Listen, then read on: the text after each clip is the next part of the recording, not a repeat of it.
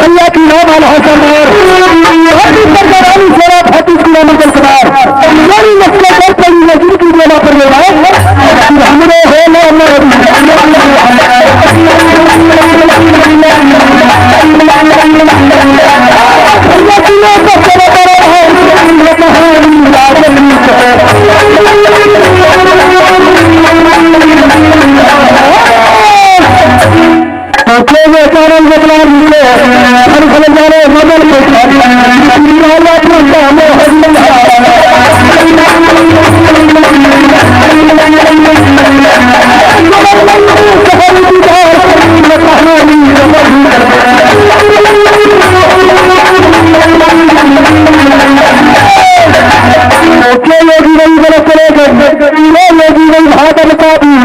इनका भाला से धरती का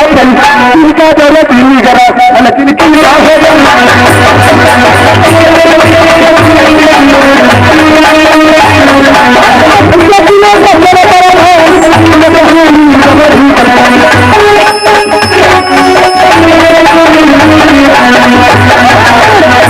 लक्ष्मण जीवन जीवन भागन का भी मल का भाला से धरती का इनका नजर दिल्ली गया लेकिन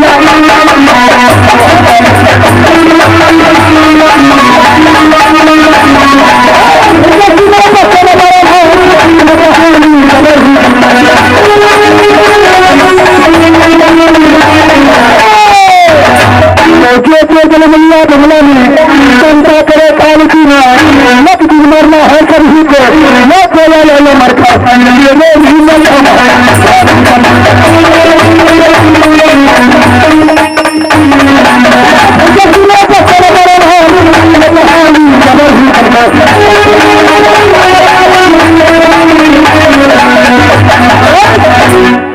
सबसे पहले सुनिए एक सनम से पहले कलम में आसान करते थे और कैसे छठी की में पार लिया किसने काम न किया थे राजा की सोच झूठ किया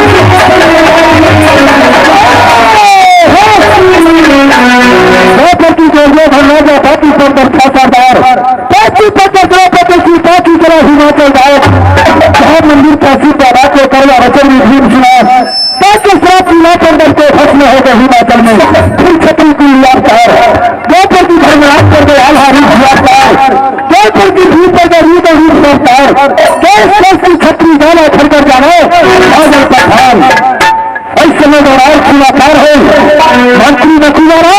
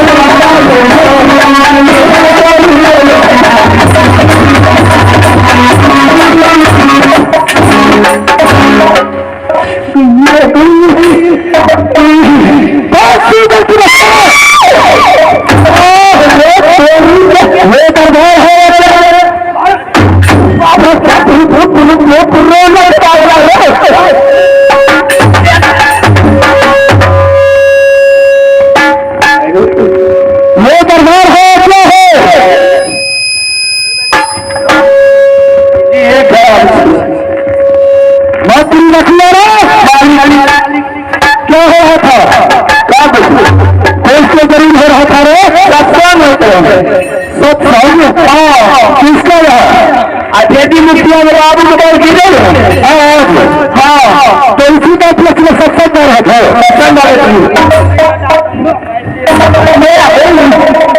बड़ा पूर्वक बचता ये क्या गलत बात है 8 लोग से तुमने कहा था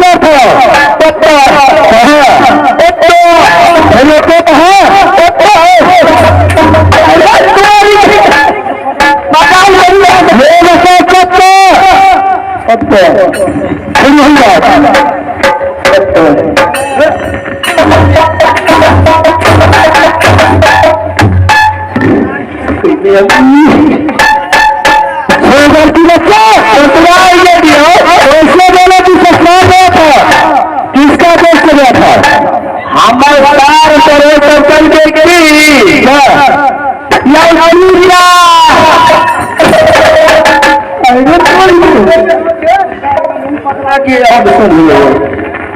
कैसे तत्व के हाथ रख के बोल रहा है बतान बतला तो बताओ फिगर बताओ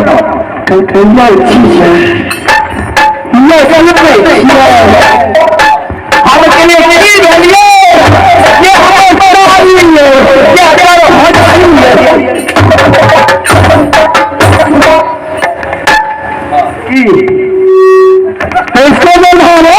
अब अपना साथ